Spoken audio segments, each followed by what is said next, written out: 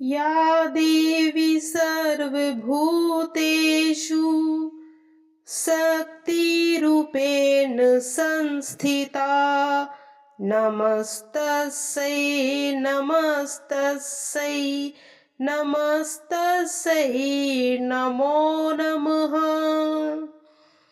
प्रिय भक्तजनों, आप सभी को चैत्र नवरात्रि की हार्दिक शुभकामनाएं। भगवती जगदम्बा की कृपा आप और आपके परिवार पर सदैव बनी रहे।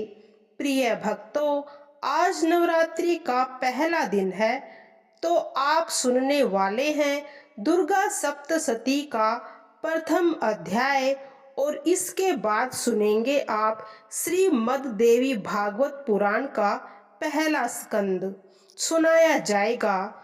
जो भक्त पहले दिन से ये पाठ सुनना आरंभ कर रहे हैं, उनसे हाथ जोड़कर अनुरोध है कि प्रतिदिन ये पाठ आप रोज सुने, क्योंकि जब तक कोई भी पाठ सुनते हैं उसे पूरा सुनना चाहिए, तभी उसका फल मिलता है। अधूरा सुनने से दोष भी लगता है। तो आइए शुरू करते हैं दुर्गा सप्तशती का पहला अध्याय। जय माता दी। महर्षि मार्कंडेय बोले, सूर्य के पुत्र शार्विन की उत्पत्ति की कथा को मैं विस्तार पूर्वक कहता हूँ, सुनिए। शार्वरी सूर्य की छाया से उत्पन्न जगत जननी महामाया की कृपा से जिस प्रकार के स्वामी बने, वह प्रसंग सभी सुनिए। एक समय की बात है, प्राचीन काल में सौरोचिस मनवंतर चैत्र वंश के राजा सूरथ उत्पन्न हुए। वह समस्त पृथ्वी के स्वामी थे। वे प्रजा का अपने पुत्रों की भांति पालन करते थे। एक बार यवन राजाओं से उसकी शत्रुता हो गई। दुष्टों का नाश करने वाला राजा सूरथ से घोर संग्राम हुआ, और थोड़ी सेना होने से यवनों ने उन्हें हरा दिया। इसके बाद राजा अपने नगर में आकर ही राज्य करने लगे थे। तभी अन्य शत्रुओं ने राजा सूरथ पर आक्रमण कर दिया, और नगर में भी दुष्ट मंत्रियों ने राजा का धन, सेना इत्यादि समस्त वस्तुएं छीन ली। तब राजा सूरथ हार कर घोड़े पर सवार होकर घोर जंगल में चला गया। वहां उसने महर्षि मेधा को देखा, जो अहिंसक सिंह आदि पशुओं तथा ऋषि और मुनियों से सुशोभित था। महर्षि मेधा को देखकर राजा सूरथ ने उन्हें प्रणाम किया, और मुनि से उचित सत्कार पाकर उसे आश्रम में रहने लगा। कुछ समय के बाद फिर अपने राज्य तथा प्रजा के बारे में सोचने लगा कि जिस राज्य को मेरे पूर्वजों ने भली भांति चलाया है और प्रजा का पालन किया है, वह मेरे हाथ से आज चला गया। वे दुष्ट मंत्री प्रजा का पालन धर्म नीति के अनुसार कर रहे होंगे या नहीं, और मेरा मुख्य हाथी भी शत्रुओं के वश में होकर न जाने क्या क्या दुख सहन कर रहा होगा। मेरे आज्ञाकारी नौकर जो खुशी खुशी नित्य भोजन प्राप्त करते थे, अब उन दुष्ट राजाओं के आश्रय में रहकर न जाने क्या क्या कष्ट पाते होंगे। जो मेरे धन मेरे पूर्वजों ने बड़े कष्ट से इकट्ठा किया था, सो वह दुष्ट मंत्रियों द्वारा व्यर्थ में खर्च हो रहा होगा। इस प्रकार वह राजा राज्य की सभी बातों को सोचकर दुखी होने लगा। कुछ समय बाद एक दिन राजा ने एक वैश्य को आश्रम के समीप आते देखा और पूछा, भाई तुम कौन हो और यहाँ क्यों आए हो? तुम्हारा मुख इतना शोकग्रस्त क्यों दिखाई देता है? राजा सूरथ की ऐसी बातों को सुनकर उस समाधि नामक वैश्य ने कहा, हे राजन, मैं समाधि नाम का एक वैश्य हूँ। मेरा जन्म बहुत ही धनवान कुल में हुआ था, परंतु मेरे दुष्ट स्त्री पुरुष ने मुझे धन के लोभ में घर से बाहर निकाल दिया और मेरा सब धन छीन लिया गया है।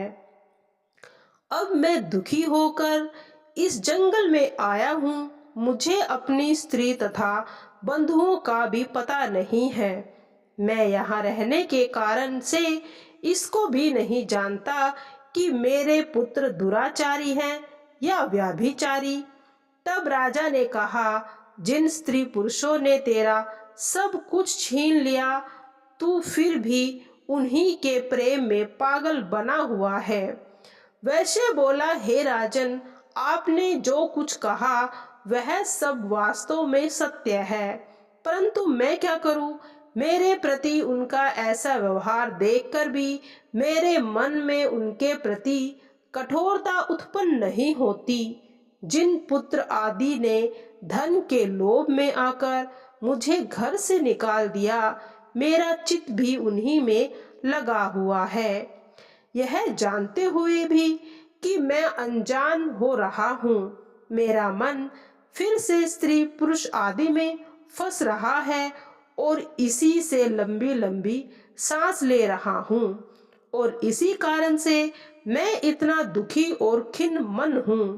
मैं नहीं जानता कि इन 100 जनों के इतना निर्मोही होने पर भी मेरे मन में उनके प्रति प्रेम पैदा क्यों हो रहा है। महर्षि मार्कंडेय बोले, हे ब्राह्मण, तब राजा सूरत और समाधि वैश्य दोनों महर्षि मेधा के पास गए और प्रणाम करके बैठकर उनसे कथा प्रसंग कहने लगे। राजा बोले, हे महर्षि, मैं आपसे एक बात पूछना चाहता हूँ, जो आप कृपा करके मुझे बताए। हे महाराज, मेरा मन मेरे वश में नहीं है, इससे मैं बहुत ही दुखी हूँ।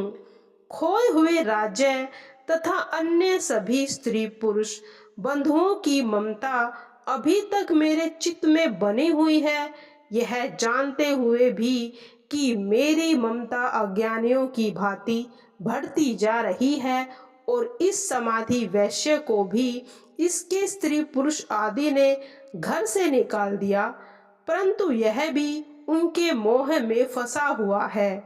इसी कारण से हम दोनों बहुत दुखी हैं। हे प्रभु, उनके दोषों को जानते हुए भी हम दोनों का हृदय उनके प्रति इतना उदार क्यों है? इतना जानते हुए भी ऐसी ममता क्यों?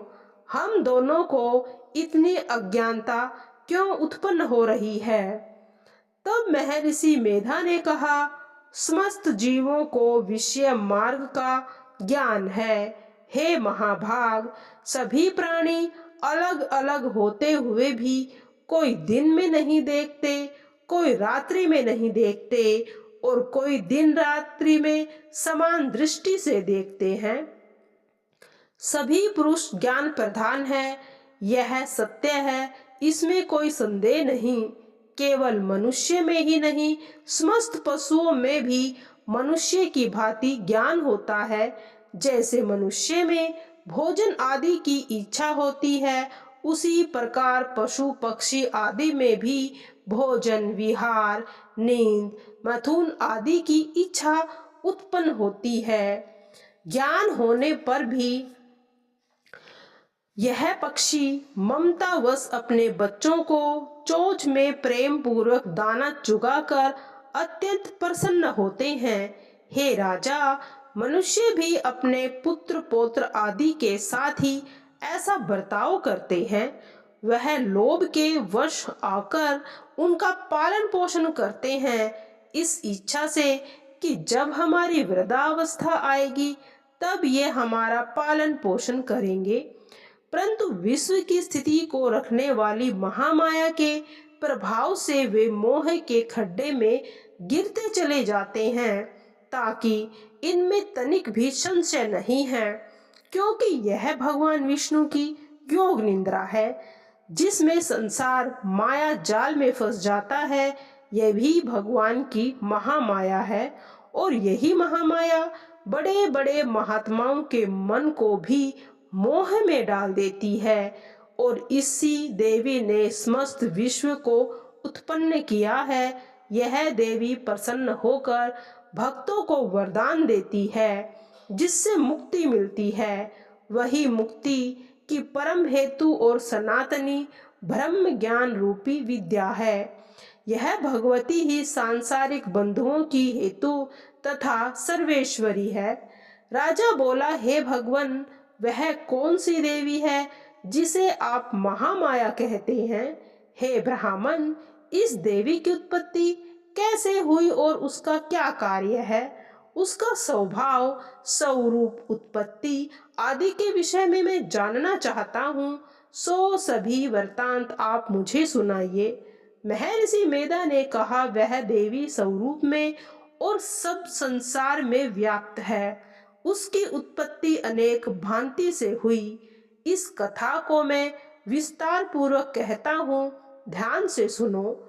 यह देवी देवताओं की कार्य सिद्धि को उत्पन्न करती है और अजन्मा उत्पन्न कहलाती है।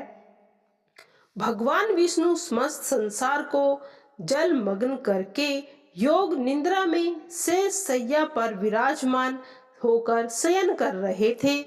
उस समय मधु और कटम्ब नाम के दो घोर निशाचर भगवान विष्णु के कान के मैल से पैदा होकर ब्रह्मा जी को मारने के लिए तैयार हो गए थे।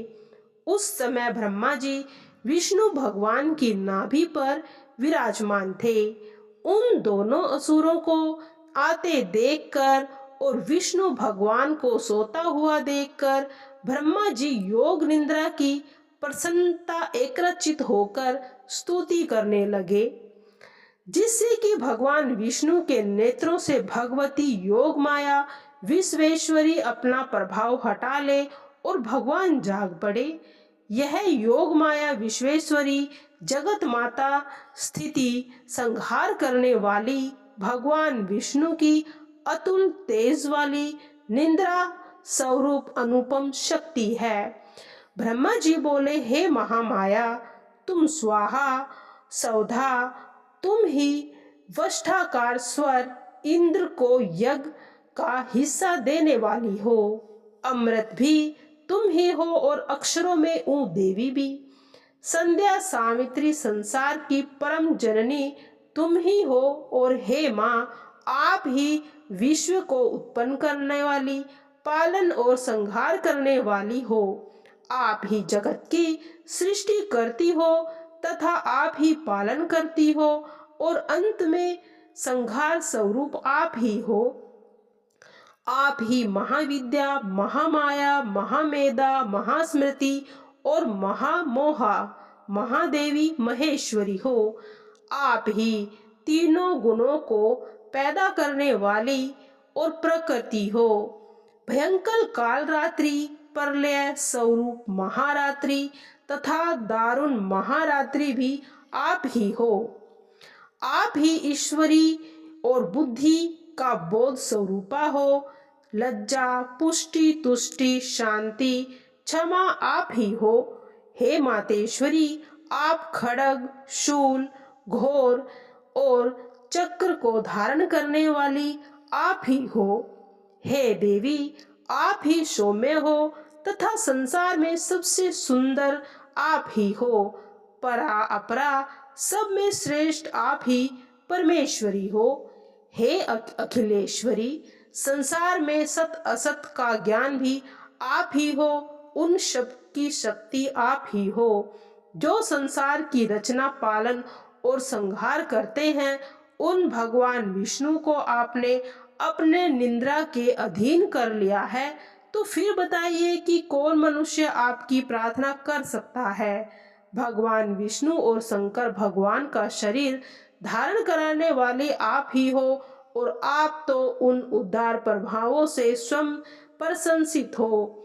इन मधु और कटम नाम के महान भयंकर असुरों को आप मोह में डाल लीजिए और भगवान विष्णु को जल्दी ही जगाइए। इन दोनों राक्षसों का संहार करने के लिए भगवान को बुद्धि दीजिए।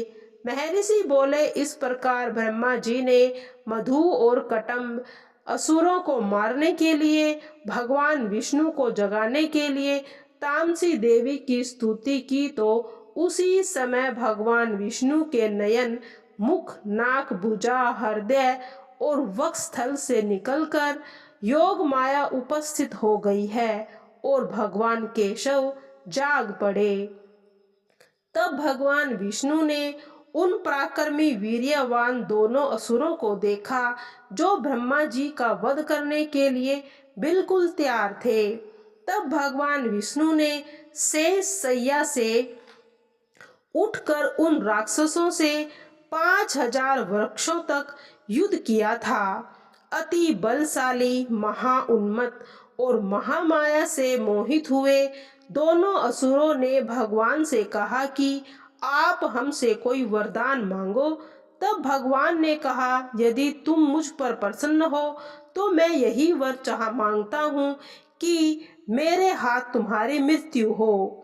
ऋषि ने कहा, इस प्रकार जब भगवान ने उनके द्वारा दिया वरदान ले लिया तो वे भगवान से कहने लगे कि हमें समस्त पृथ्वी पर जल ही जल दिखाई देता है, इसीलिए हे प्रभु, हमारा वध उस समय और उस स्थान पर कीजिए जहाँ पर पानी ना हो। महर्षि मेधा ने कहा, भगवान ने चतुर्भुज रूप धारण किया और उनसे तथास्तु कह दोनों के सिर अपनी जंघाओं पर रखकर सुदर्शन चक्र से काट दिया। इस प्रकार यह महामाया स्वयं श्री ब्रह्मा जी की प्रार्थना पर उत्पन्न हुई है। हे राजन, मैं अब इसके प्रभाव का वर्णन करता हूँ। प्रिय भक्तजनों, यहाँ पर पहला अध्याय समाप्त हुआ। आइए श्रवण करते हैं श्रीमद् देवी भागवत महापुराण का प्रथम स्कंद। एक समय में भगवत चर्चा के प्रेमी बहुत सारे ऋषि इकट्ठा होकर व्यास जी के शिष्य सूत जी से जाकर बोले, हे ज्ञान निधे, आपके अनेकों अनेक प्रवचनों से हमारी बुद्धि निर्मल हुई है और श्री हरि चरणों में हमारा अनुराग बढ़ा है। अब हमें वह कथा सुनने की इच्छा है जो परम पवित्र है, जिसके प्रभाव से मनुष्य सुगमता पूर्वक भक्ति और मुक्ति के सम्यक अधिकारी बन सके। आपने हमें भगवान शंकर के पावन चरित्र और भगवान श्री कृष्ण जी की अद्भुत लीलाएं सुनाकर तो कृतज्ञ किया है, लेकिन इस समय हम आपके मुख से मनुष्य को अनायास और सुनिश्चित रूप से मुक्ति, भुक्ति और रिद्धि सिद्धि प्रदान करने वाला पुराण सुनना चाहते हैं। सूत जी ने कहा, ऋषियों, तुम बड़े भाग्यशाली हो। जगत का कल्याण करने की इच्छा से तुमने यह बहुत ही उत्तम बात पूछी है। मैं आप लोगों से स्नेह पूर्वक अनुरोध पर सब शास्त्रों का सार बताता हूँ। आप ध्यान पूर्वक सुनिए।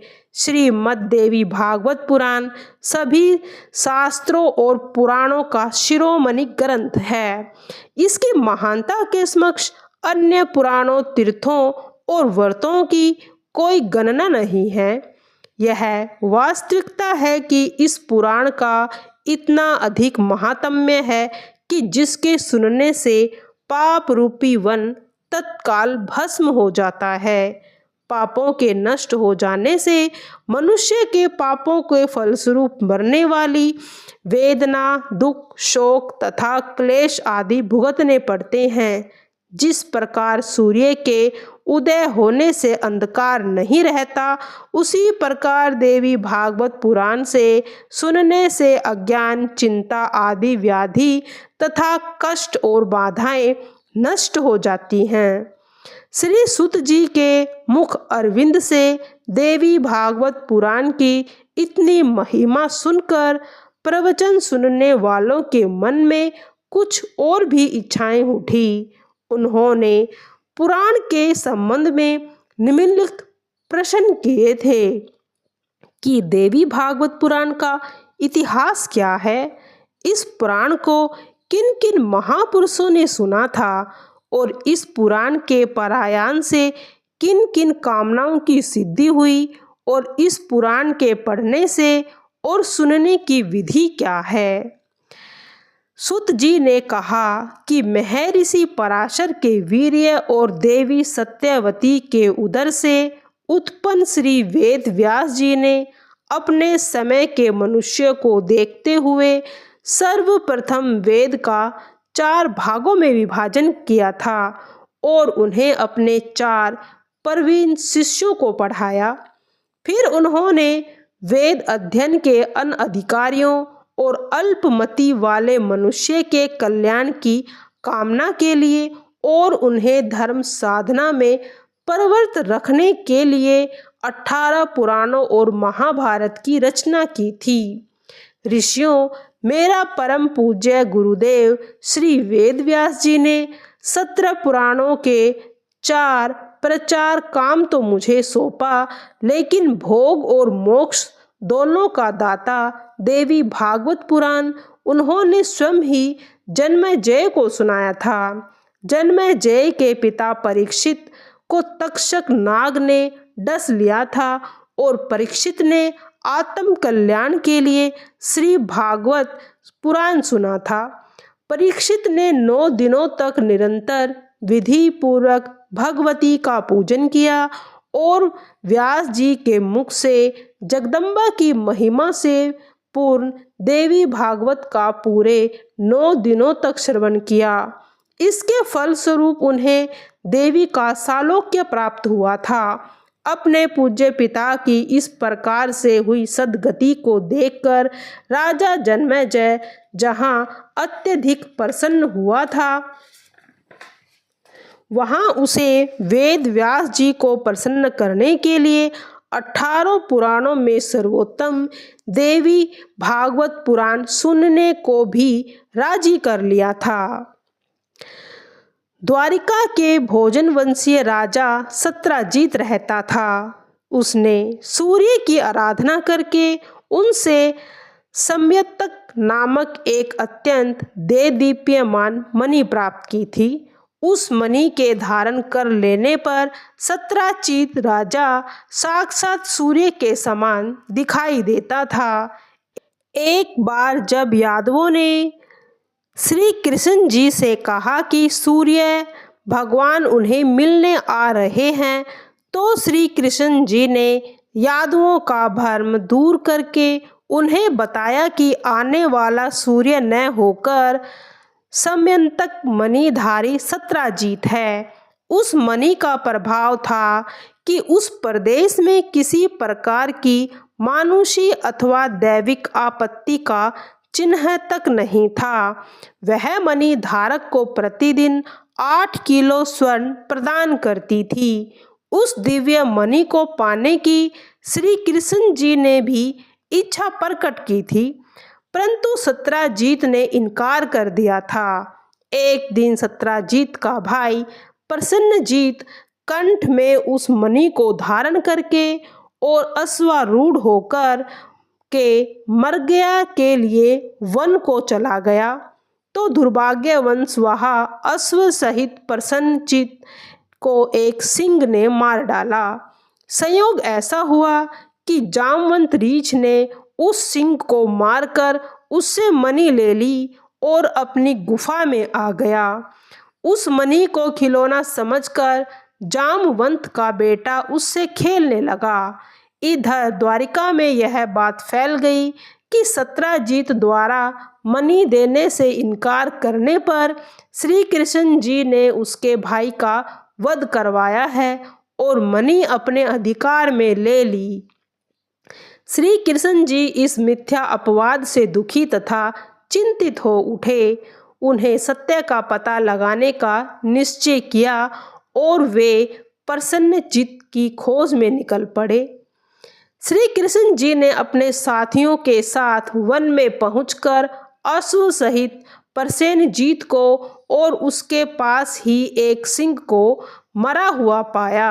उन्होंने वहां एक रीछ के चरण चिन्ह भी देखे जो भीतर गुफा में उसके प्रविष्ट होने की सूचना देते थे। इस दृश्य को देखकर श्री कृष्ण जी ने रीछ द्वारा सिंह का वध करने का और मणि रीछ के पास होने का अनुमान लगा लिया। श्री कृष्ण जी ने अपने साथियों को बाहरी अपनी प्रतीक्षा करने को कहा और स्वयं गुफा में प्रवेश कर गए। श्री कृष्ण जी के संगी साथी बहुत दिनों तक परीक्षा करते रहे। जब वे थक गए तो निराश होकर घर पर लौट आए। उन लोगों ने श्री कृष्ण जी के नष्ट होने का समाचार फैला दिया था। श्री कृष्ण जी के न लौटने पर वसुदेव व्यथित हो उठे। इसी समय देवर ऋषि नारद का वहां शुभ आगमन हुआ तो उन्होंने पुत्र की चिंता से व्याकुल वसुदेव को देवी भागवत पुराण सुनने का परामर्श दिया। वसुदेव जी ने जगदम्बा की महिमा से अपना परिचय प्रकट करते हुए उन्हें बताया कि जब मैं देवकी के साथ कंस के कारागार में पड़ा था और कंस ने हमारे 6 पुत्रों को मार डाला था तो हम दोनों पति पत्नी बहुत ही असंतुलित हो गए थे। उस समय मैंने अपने कुल पुरोहित महर्षि गर्ग को बुलाकर उनसे अपने दुखों की निवृत्ति का उपाय पूछा तो गुरुदेव ने मुझे देवी भागवत का पारायण करने को कहा था। मैंने उनसे निवेदन किया था कि कारागार में पड़े मेरे लिए विधि विधान से इस पवित्र पुराण का पारायण संभव नहीं, अतः आप मेरी ओर से मेरे लिए यह अनुष्ठान करने की कृपा करें। मेरी प्रार्थना पर स्वीकार करते हुए गर्ग मुनि ने विंध्याचल में जाकर ब्राह्मणों के साथ देवी की आराधना की और विधि पूर्वक देवी भागवत का नववाहन पारायण भी किया। पाठ समाप्ति पर मुनीश्वर ने मुझे आकर बताया कि देवी ने प्रसन्न होकर आकाशवाणी की है। मेरी प्रेरणा से विष्णु नारायण भूभार हरण के लिए वसुदेव देवकी के घर में अवतार धारण करेंगे। वसुदेव को चाहिए कि उस बालक को नंद यशोदा के पास पहुंचा दे और उसी समय उत्पन्न यशोदा की पुत्री को लाकर कंस को सौंप दे। कंस उस बालिका को पृथ्वी पर पटकेगा। उसी समय वह बालिका कंस के हाथ से छूटते ही दिव्य शरीर को धारण कर मेरे ही अंश स्वरूप में लोक कल्याण के लिए विंध्याचल पर निवास करेगी। गर्ग मुनि के मुख से देवी के वरदान को सुनकर पत्नी के साथ ही मैं बहुत प्रसन्न हुआ था। गर्ग मुनि के वचन के अनुसार ही सारी घटनाएं घटी और मैं अपने पुत्र रतन श्री कृष्ण को सुरक्षित रख पाया। यह सारा विवरण सुनाकर वसुदेव नारद जी से बोले, देवर्षि, देवी की महिमा का तो मैं तभी से कायल हूँ। मेरे सौभाग्य से ही आपका यहाँ शुभ आगमन हुआ है, अतः मेरी प्रार्थना है कि आप मुझे देवी भागवत पुराण सुनाने की कृपा करें। नारद जी ने प्रसन्न मन से नवाहन पारायण किया। वसुदेव ने 9वें दिन तक कथा समाप्ति कर ग्रंथ और वाचक का पूजन किया। उधर भगवती की माया से श्री कृष्ण ने जब गुफा में प्रविष्ट हुए तो उन्होंने रीछ के बालक को मणि से खेलते हुए देख लिया। श्री कृष्ण जी ने जो ही बालक से मणि छीनी त्यों ही उस बालक और दात्री के क्रंदन को सुनकर जामवंत वहां आ पहुंचा और श्री कृष्ण जी से युद्ध करने लगा। दोनों में 16 दिन तक युद्ध चलता रहा और निरंतर कृश होता गया और श्री कृष्ण जी देवी की अनुकंपा से उत्तरोत्तर शक्ति संपन्न होते चले गए। अंततः श्री कृष्ण जी ने जामवंत को पराजित कर दिया। जगदम्बा की कृपा से जामवंत को पूर्व स्मृति आ गई और उसने त्रेता में रावण वध करने वाले श्री राम को ही द्वापर में श्री कृष्ण का अवतार जानकर भगवान का वंदन किया तथा अज्ञान में अपने लिए अपराध के लिए क्षमा मांगी। जामवंत ने मणि के साथ साथ का विवाह श्री कृष्ण जी भगवान के साथ कर दिया। इधर मथुरा में कथा समाप्ति के दिन वसुदेव जी जब ब्राह्मणों को भोजन कराकर आशीर्वाद दे रहे थे, तभी श्री कृष्ण मणि और भार्या सहित वहां आ पहुँचे। श्री कृष्ण जी को देखकर सभी हर्षित हो उठे। वसुदेव जी और देवकी ने तो हर्ष के आंसुओं से अपने नेत्रों के तारे का स्वागत किया तथा भगवती के प्रति अपार प्रकट किया। वसुदेव जी को श्रीमद् देवी भागवत पुराण सुनाकर और उसके काम सफल बनाकर नारद जी देवलोक को चले गए थे। प्रिय भक्तजनों, यहाँ पर आज हम देवी भागवत पुराण का और दुर्गा सप्तशती का प्रथम अध्याय समाप्त करते हैं। कल की वीडियो में हम आगे का अध्याय लेकर आए।